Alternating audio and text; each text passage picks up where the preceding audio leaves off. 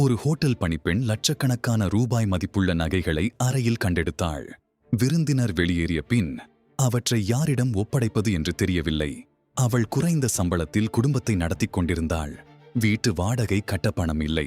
அந்த நகைகள் அவளுடைய எல்லா பிரச்சனைகளையும் தீர்த்துவிடும்.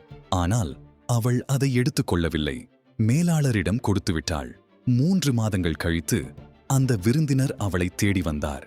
அவர் ஒரு பெரிய வணிகர். அவளுக்கு நல்ல வேலை கொடுத்தார். அவளுடைய குழந்தைகளுக்கு கல்வி உதவித்தொகையும் அளித்தார். மக்கள் அவளிடம் கேட்டார்கள், ஏன் அந்த நகைகளை எடுத்துக்கொள்ளவில்லை? அவள் சொன்னாள், அதை எடுத்திருந்தால் ஒரு நாள் செல்வந்தியாகியிருப்பேன். திருப்பிக் கொடுத்ததால் என் மனசாட்சி என்றும் தூய்மையாக இருக்கும். ஒரு முடிவு அவளுடைய வாழ்க்கையையே மாற்றிவிட்டது. நேர்மைதான் உண்மையான செல்வம்.